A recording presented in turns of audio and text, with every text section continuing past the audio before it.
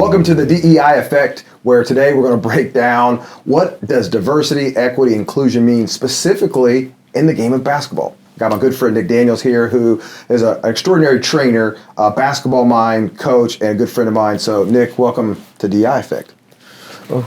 So the landscape for this for you really is about, I want to break down the area of diversity and equity in the difference between men and women's sports, specifically basketball. Because for years, like the men's game is different. Like we saw this with the NCAA a couple years ago, like their amenities, their resources, and there's just been this big gap. So, why do you think there's such a big gap, and are we getting close to closing this thing? We're not getting close to closing it, but I think that the first step is awareness. Mm-hmm. So I think that misstep by the NCAA was one step in that direction, and then everything that's going on in the WNBA with just the amount of teams that there are and just, the travel and all that stuff. I think just bringing more awareness to it, and we have more people like yourself and I that stand up for it because they're playing a game. And honestly, man, dude, it's good basketball. Like you go watch a WNBA game, it's just as entertaining as an NBA game for average for somebody who loves basketball. And as business owners, like I understand economics, and I understand that the women's game doesn't generate their same revenue. Now, there's lots of reasons for that, but like the disparity is so big. Like LeBron James makes more money than the entire rosters of all the WNBA players. Is that going to change? I don't know. You would hope so, right? I believe in equality. I think that the girls deserve just as much of an opportunity at acquiring some of that wealth as a LeBron James.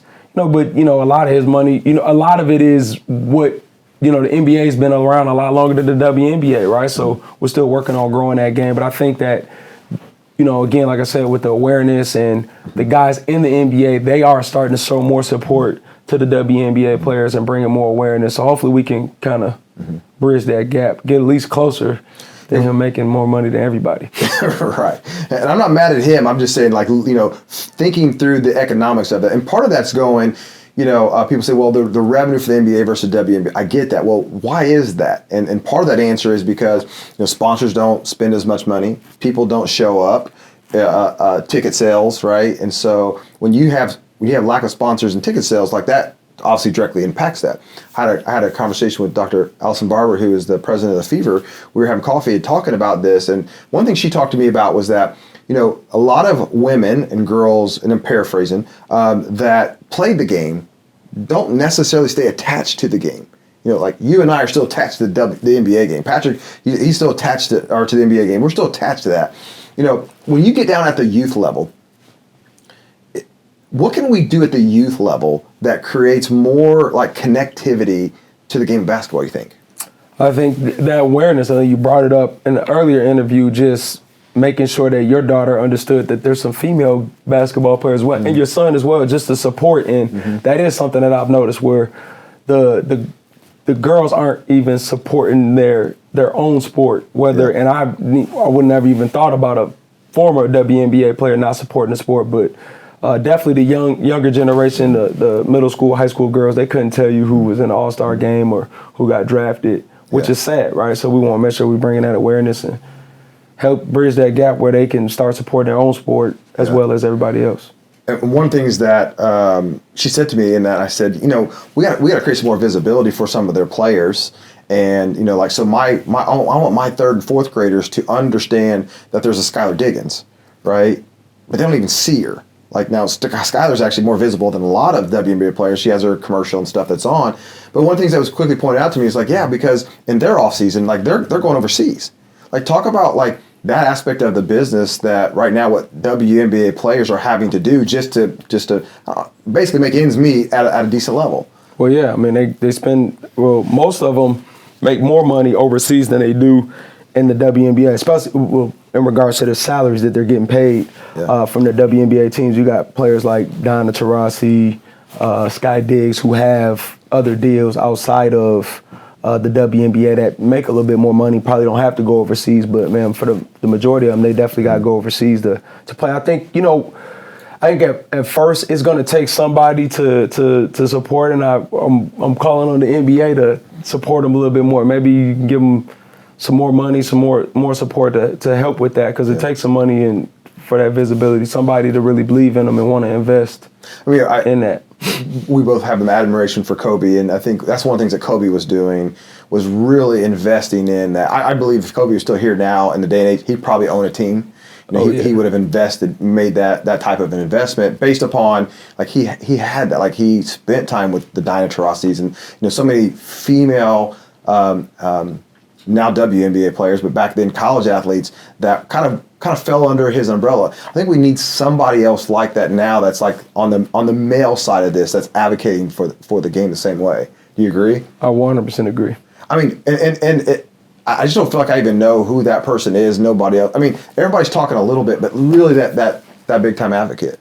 Yeah, and I mean, you got to think about it. Kobe was such a influential person, so I don't know if anybody can have that same impact he did, unless your name's LeBron James or Steph Curry.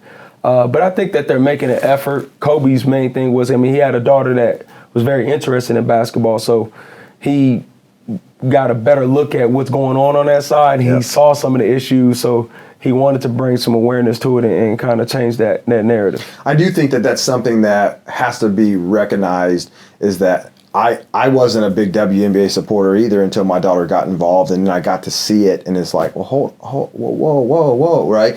I mean, obviously you've been training girls for a long time.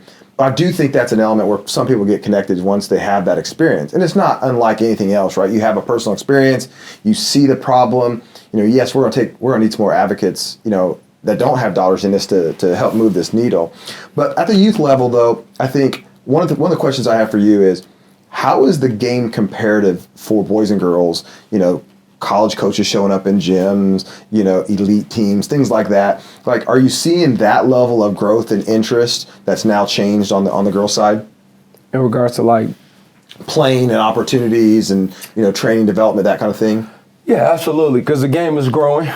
It's still not where the boys' side is at, but I see that definitely, I see growth in that. I think the main thing is just keeping more girls playing basketball. Mm-hmm. Right, like basketball on the boys' side isn't really competing with a whole lot of sports, versus on the girls' side, a lot of them they'll do dance, or let me go jump in the cheerleading, let me do volleyball, as opposed to playing basketball. Some of your best athletes aren't playing basketball, which is okay, but if we can keep more of those girls on the basketball side, I think that'll help improve the product and continue to grow the game.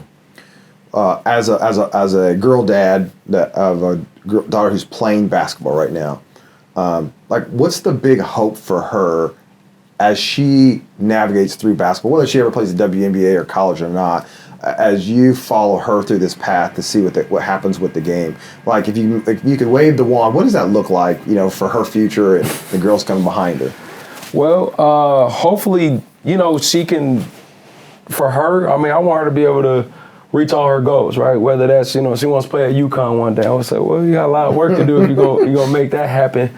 But it's okay to dream. She's at an age where she can dream. So for her, I hope that she can achieve, or at least get close to all her dreams and goals in regards to basketball. But, that she would have learned something through the process that's going to help her be a better person when she stops playing basketball. That's more what my thing is, man. Sports is just one part of life. It ain't everything. So I don't like putting too much stock in it.